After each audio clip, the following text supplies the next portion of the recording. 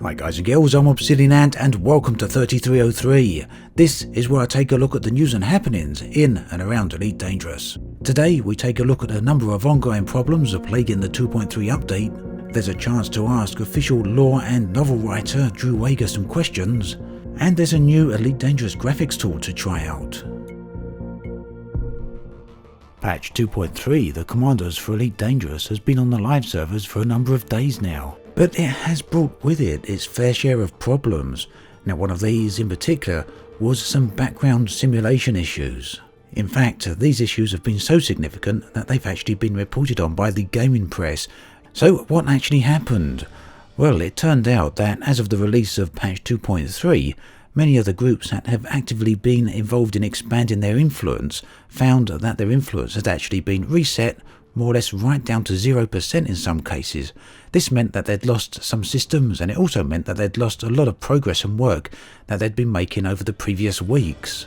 Fortunately, Frontier were quick to jump on this, and what they did was roll back the galactic simulation to a state prior to 2.3.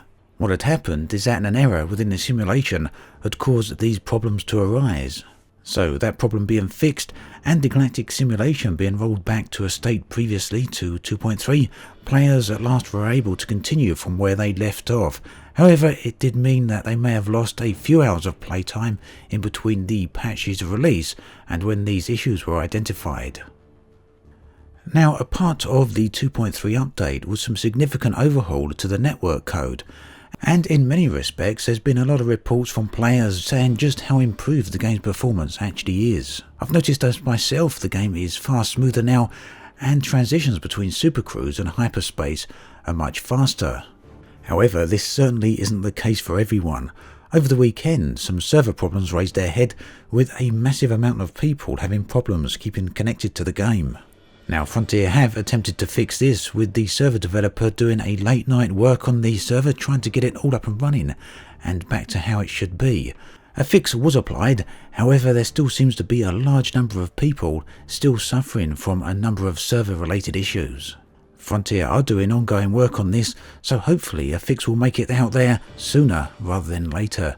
Now, whether or not this is related to the sheer number of people playing the game, it isn't clear, but what is clear is that the current number of people playing the game is much higher than it's been for quite a few weeks.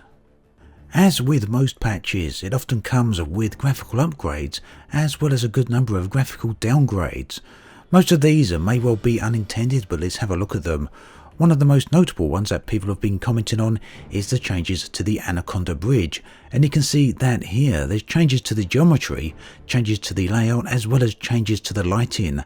Now, Frontier have said that some of these are intended changes. I do believe that the changes to the layout, there's a couple of consoles missing, these are intended changes, but the changes to lighting are unintended and something that Frontier are going to look into and hopefully rectify. But how long that takes is anyone guess. Previously, changes like this have taken a full patch cycle to be fixed. Another graphical change is the rendering of stars when you first jump into a new star system. Now, most people I'm sure will have noticed this. When you first get into the system, the star in front of you now looks very blurry. It's actually a low resolution texture. Now, as you sit near that star, if you sit in front of it or if you fly around it, what you'll notice is that the resolution starts improving. It makes the texture look very jumpy as the level of detail is transitioning from low to medium to various higher states. It does look pretty bad, to be perfectly honest, but what it does mean is that the transition from system to system is actually now quite a bit faster. However, whether this change is intended or unintended, we don't really know. But what we do know is that it's been reported many times, right from Beta 1, right through to the end of the beta cycle in Beta 5.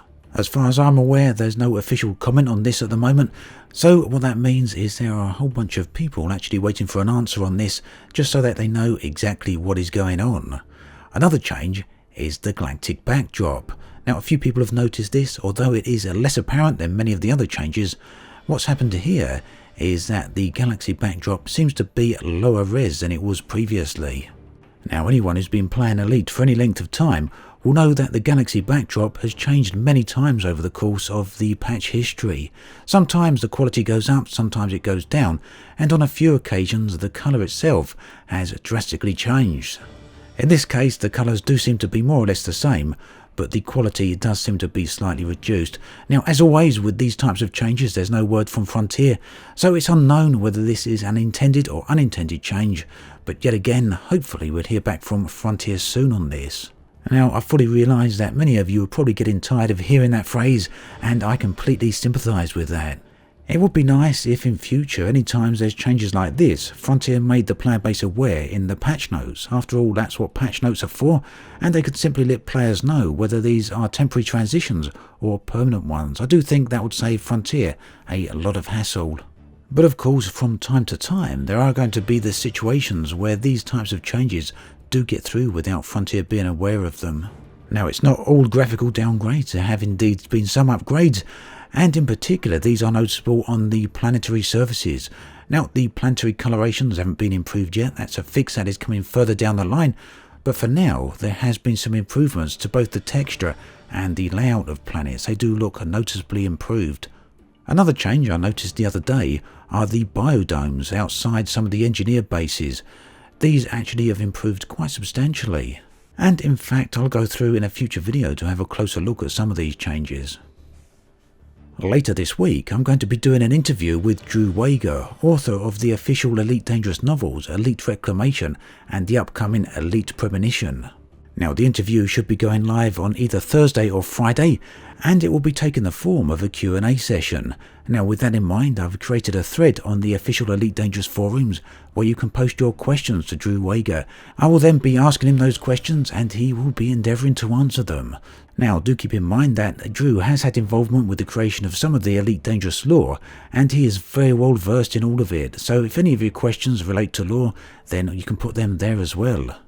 Not to mention any questions relating to the Formidine Rift, perhaps if you're lucky alien activity, as well as his characters Salome and some others. Now, there is also an upcoming event based on his book Premonition on April the 29th, so you may want to also post questions about that. You can find a link to the forum thread in the video description below. Dr. Kai has released a new version of his tool EDProflier. Now, this tool can be used to modify the graphics of Elite Dangerous.